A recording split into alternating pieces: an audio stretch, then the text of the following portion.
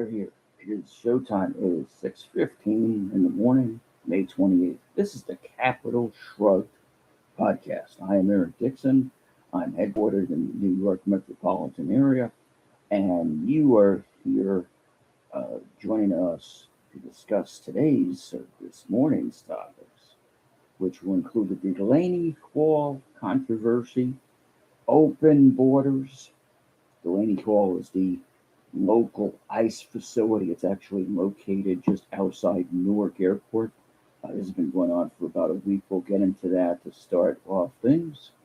And then we'll talk a little bit about uh, New York City's Mayor Zoran Mamdani, who basically gives you a daily uh, provision of troubling news. And I'll explain why he's got a lot of relevance way outside the New York metro area. So stay tuned for that. I am a native New Yorker, which is where I get some of my concerns about a city that I've seen decline really over the past 15 years. And again, we'll explain why we've had such a decline and where I will track the trends. But these are topics. We're not going to get into Trump or MAGA or all the stuff that you read about in Washington. If you want a good uh, supply of bad news from Washington, and I don't care which party's in charge, just turn on CNN. That's like a 24/7, 365 punishment. So we'll get into immigration issues, then move on to Mamdani, and then the overarching issue of government interference in really private property.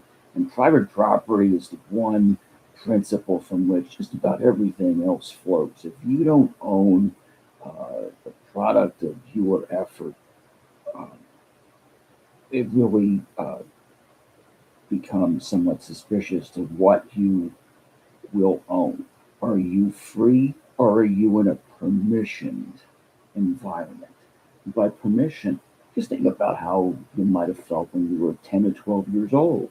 You have to go ask your parents or your guardians for permission to do something. Ask the teacher if you can go to the restroom. Well, have things really changed that much?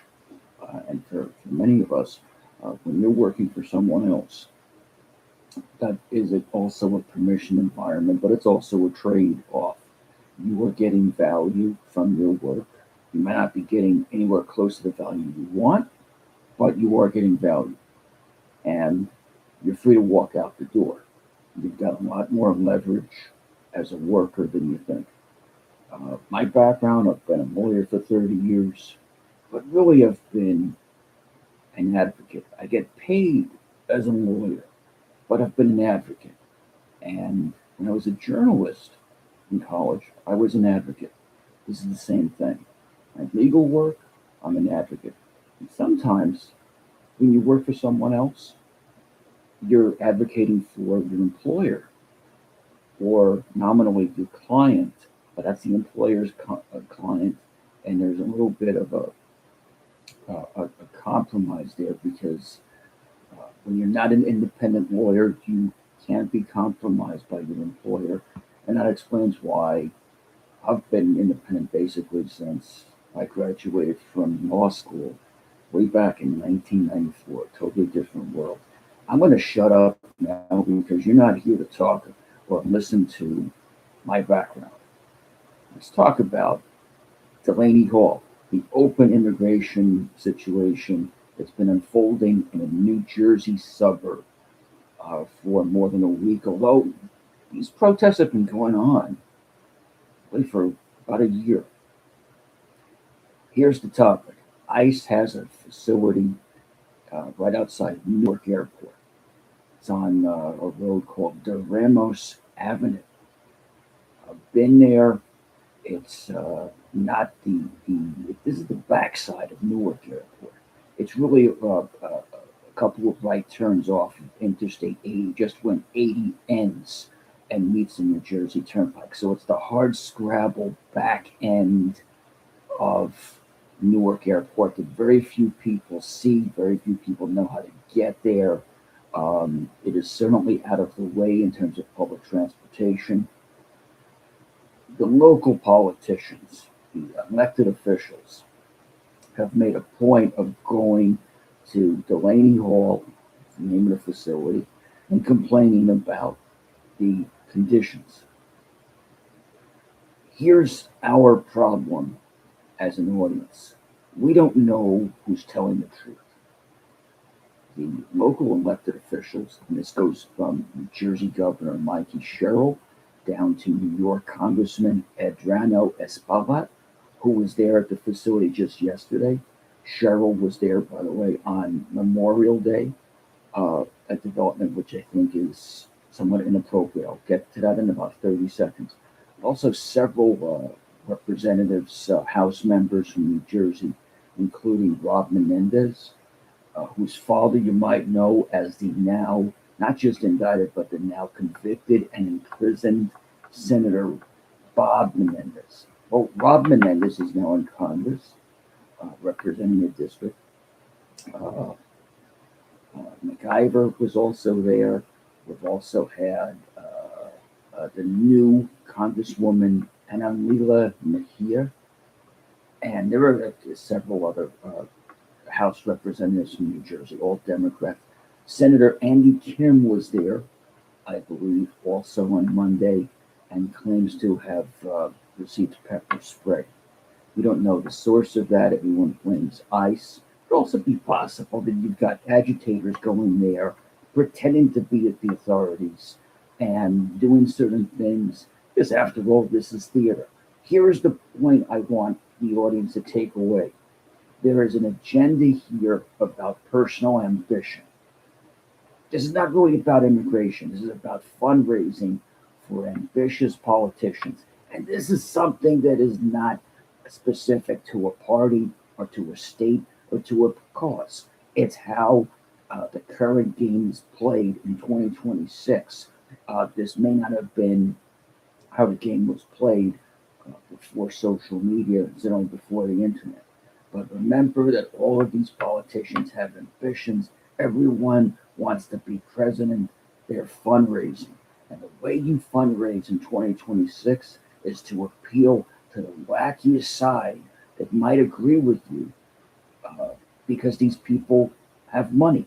Here's another demographic issue. You've got a lot of people contributing money because they have disposable income and they don't have families. They don't have anyone else to support. They don't have anyone else for whom they feel a responsibility or a concern. That means they have more money to burn. This is the crazy situation we're in where personal situations from people who have perhaps the least sense of responsibility relative to people who have businesses and families and are worried about their children as well as their older generation, that maybe they're caring for parents or even grandparents. They don't have the disposable income because they're looking at supporting 2, 3, 5, maybe 8 or 10 people for a variety of reasons. They have less disposable income, no matter how much income they're making, because they've got concerns that the activists generally don't have. The activists have more individual ability to donate, to go to protest, because they don't have people for whom they're concerned about on a close family level. And that's now on both sides. So when you look at video of January 6th, just ask yourself, how many of these people look as if they had families? I mean, what? This was a super spreader event, January 6th. This occurred before the rollout of the vaccines. You've got people showing up there in Washington. They put themselves at risk, not of being arrested, not of being tear gassed. It was a super spreader event, even though they were outside. They're in close proximity to thousands of people.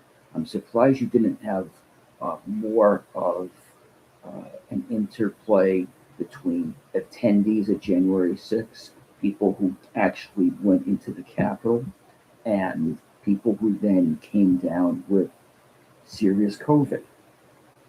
I think that is something that has not been fully explored, but certainly this was a major, major, major risk factor. And again, this was something that occurred January 6, 2021. That was before the rollout of the vaccines.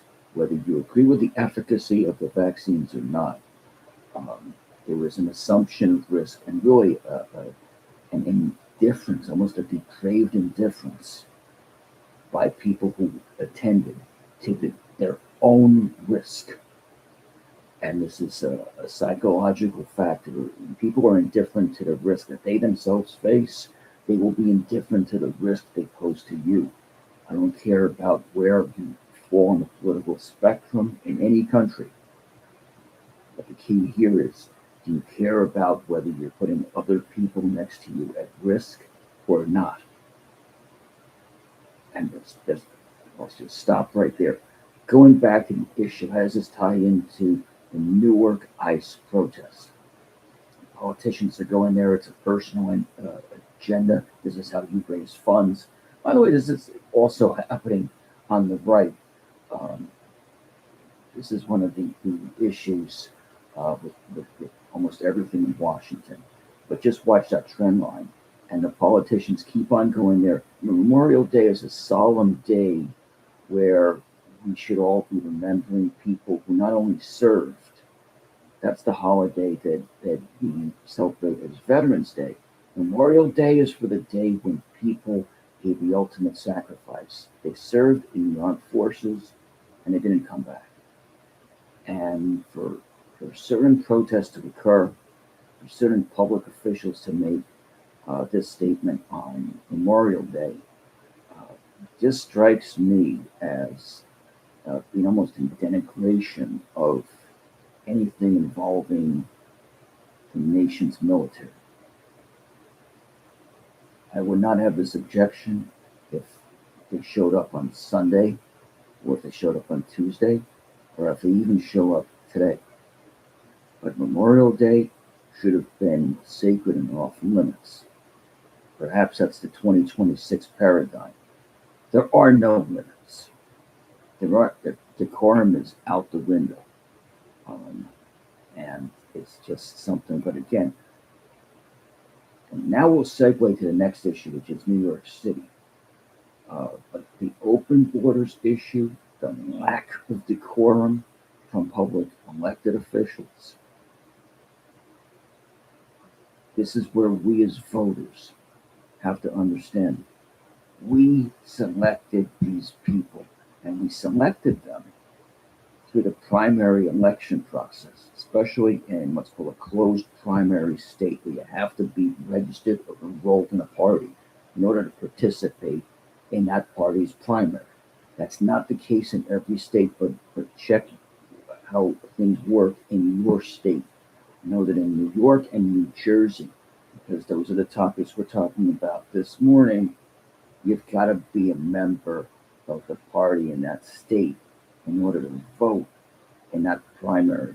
And this is where these elected officials are seeking the votes and the fundraising dollars from people who dominate those primaries. Increasingly, the primaries are dominated and won by candidates who appeal to the most committed voters who are not moderate.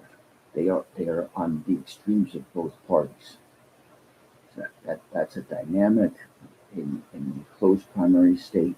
This is where you have people moving to the far left in order to win, and they tack back to the middle in order to try to appear reasonable, because then they're going after the so-called swinger independent, meaning unenrolled voters. But those are the people you need to get to 50%. The committed radical ends in both parties don't get you to 50. I don't care if it's Democrat or Republican. You don't get to 50 just by being hard MAGA or hard Democratic Socialist. The key is to get to 50. Segueing into New York City and Zoran Mamdani. This is going to be a daily watch almost on what this guy does. First of all, he is an unabashed democratic socialist, meaning he's a communist. I don't care about his family background. He comes from a lot of wealth, educated in a Tony private school in Manhattan. Uh, and his father is a professor. His mother is an internationally acclaimed movie producer. The kid comes from money, but he doesn't believe that you should have the product of your skills. He is an unabashed Marxist. They call it democratic socialism. He does not believe that you should have private property. He is a Marxist, and the relevance to you is that you will be in a system where he runs your city. If you're in New York City, you are largely now in what is becoming, it's transforming before your eyes into a permission environment where you will need permission to own certain private assets. Today, he's talking about apartment buildings. Tomorrow, it will be cars. There's already a movement in certain cities to remove street parking on the argument that street parking is a theft by car owners who park on the street for free, that somehow that is stealing a public good from other people. This is the argument. Never mind that historically streets were created precisely to allow people to move, uh, usually goods, not so much their own transport, but it was a transport of necessary goods, i.e., food. And streets exist for the purpose of transportation. Uh, and to the extent that you had people parking, well, historically they were parking their carriages, their wagons, their horses, even. This was all. Driveways were originally stables. If you look at an old house that's been around 150 years or more, this is how you had the carbon footprint designed. It was all about transportation. The current argument against cars turns it on its head and says streets exist for leisure, for people to walk on, but to wander on. There's no need for people to walk in the street. The sidewalks exist for that purpose.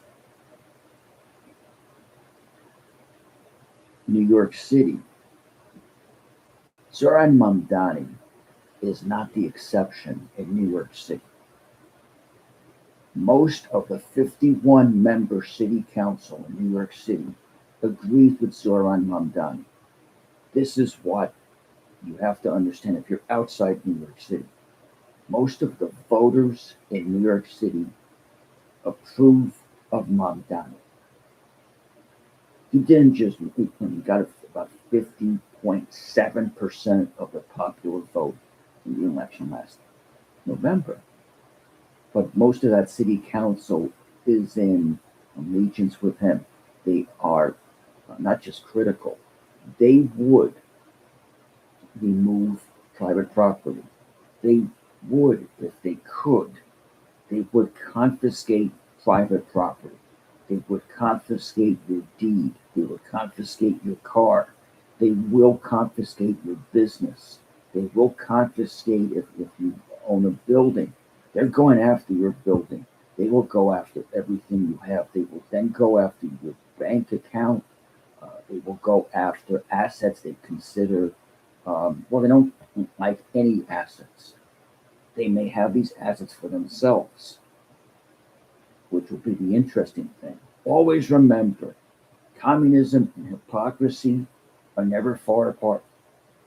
There's always a ruling elite that imagines it will live in comfort at the expense of others. So this becomes an issue where if you have anything, you're moving into a permissioned environment in New York City. It will not stop with apartment buildings.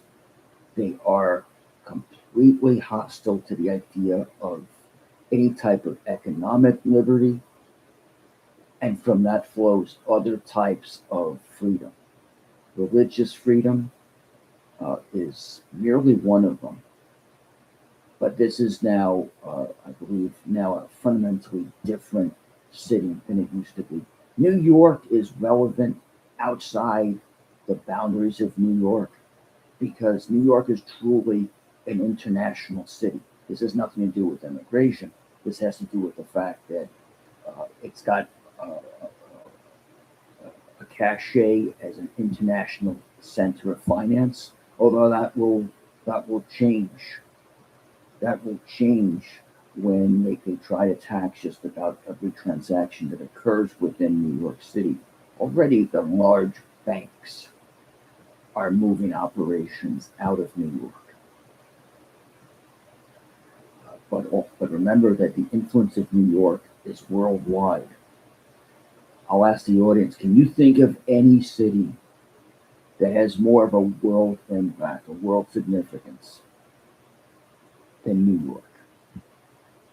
Does Hong Kong meet that standard? Does Tokyo meet that standard? London, Paris, compared to New York? Uh, and I would argue they don't. That's the relevance. That's where people are saying that they're paying attention because if New York changes and flips, there will be others that look at this. So the Mamdani effect, the encroaching, this is slow motion, at least in an hourly perspective, slow motion Marxist transformation that is just hostile to anything that you own. Private property is in imminent danger in New York City. Open borders, the New Jersey issue with Delaney Hall, open borders flows into that. Open borders stands for the idea that a particular people do not have sovereignty over their own country. It means that others outside the sovereign nation are entitled to move in, and their rights are superior to the rights of the people who are already inside. The citizens, they don't make the taxpayers. And here's something to remember, that open borders imposes a burden on existing residents who do not have the reciprocity. They don't have the option to move out. Because to move out means that you have to have a destination that will accept you. So you have so-called migrants moving in. They have the ability to move in and be supported by government largesse. If you're in the United States, can you move to Colombia, to Venezuela? Try to overstay a visa the next time you go and travel abroad and see what happens. Yet, we have activists here that want open borders. And make no mistake about it, there is no prison condition that will be acceptable to these immigration activists. They want open borders. A concession today will be followed by a new objection tomorrow. Now, it is a great struggle, but what you're seeing here, and yes, there could be abuses on both sides. You could have mistreated detainees. But let's be real. They could be getting Times Square luxury hotel accommodations like what Eric Adams did with federal government money, putting up migrants in luxury hotels for months. These are hotels where it could cost you $1,000 a night. That's what the migrants got for free for months, in some cases for years. You could give them that level of service, and you'll still have an objection because they're still being detained. So this is a case where this is almost an existential battle that's been unfolding. Does the United States have control over its borders or not? And really, does the United States have an immigration policy, or do immigrants have an American policy? And their American policy is to come in, and it's not about taking over, but it's about certainly coming in and being a tremendous burden. These are not, for the most part, these are not people who are self-sufficient. They're not people who will be able to come here as skilled workers. This is all just an unfolding, and it's been going on for really decades. Slow infiltration that has been a burden on the host country. This is not unique to the United States. Most of Western Europe has had the same problem with unskilled and largely hostile migrants coming in, purporting to have all sorts of needs, and they're not assimilating, they're not working. And here's one related issue I'm going to throw out there very quickly, which is that just because you move in and you pay taxes, that should not entitle you to get a waiver of every other criminal law or immigration law. El Chapo paid taxes too, and he's in Supermax right now because El Chapo ran a drug cartel. El Chapo paid taxes when he had people go out and buy his luxury automobiles. He was paying taxes to the appropriate Mexican province and to the Mexican federal government. He was paying taxes under the stupid argument of, oh, well, they pay taxes, so they're contributing to the economy. Under that argument, El Chapo should be free. Let's start a movement. Hashtag free El Chapo. And give him about 5 or 6 spoons, and he'll be out of Supermax in probably, I'd say, 12 hours. I heard this guy's got like a great ability to escape prison. So we've had our 2 major issues of this morning, both of which are distressing. And let's be real, these are going to be recurring issues. Oh, there are so many other topics we could talk to. H-1B visa fraud, H-1B visas in general, and the loss in the American economy of players dominating the economy who don't necessarily have American interest at heart. This will be our I think, our final segment for this morning, our final topic. The H-1B visa program was designed decades ago for employers who could not find a particular skill set among an American pool of job applicants. And think about the promoter of a figure skating competition like the Ice Capades, which is still around. I know this is a summer program, but a winter topic. The Ice Capades. Can you find international level talent for figure skating exhibitions? No, and largely that's a very discreet pool. This is where you're recruiting abroad because, well, the person abroad won a gold medal and will sell tickets. So it's a skill set where it's not just the skill of skating, it's the skill of, hey, people will come and watch this person perform. Very, very discreet. There is absolutely no reason why, if you are in the United States, there's no reason why your attorney should be from communist China. There's no reason why your accountant should be from Mexico.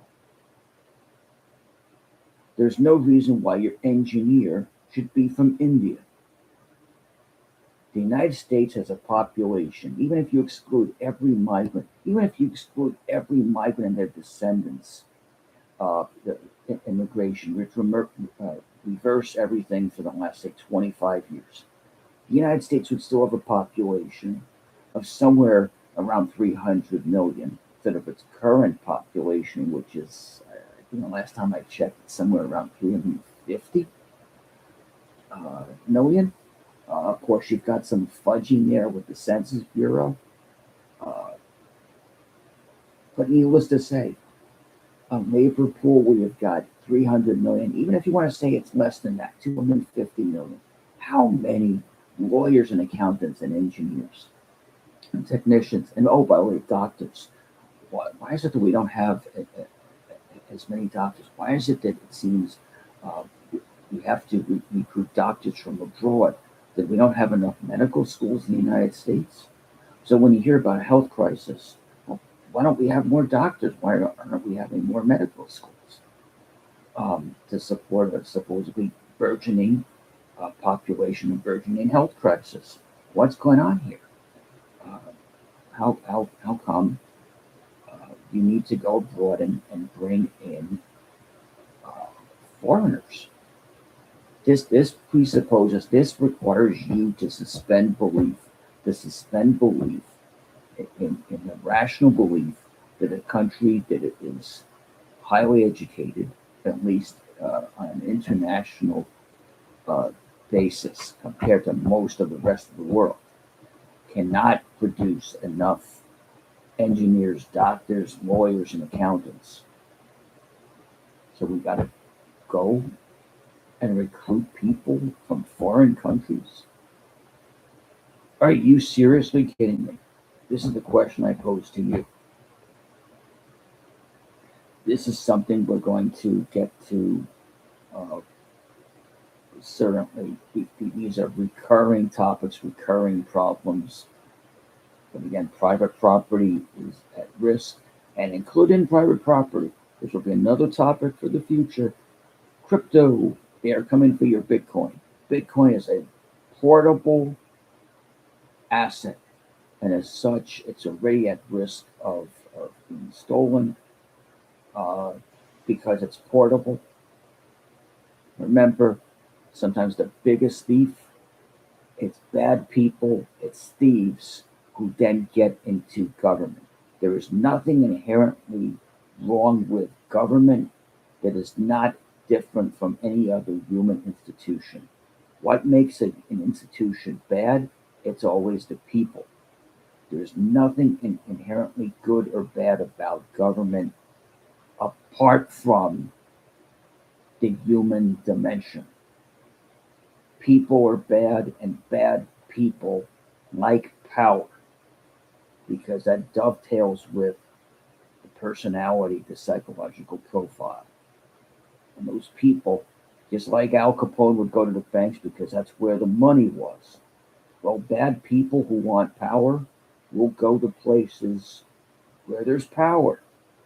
That's the government. That's why the government becomes a threat.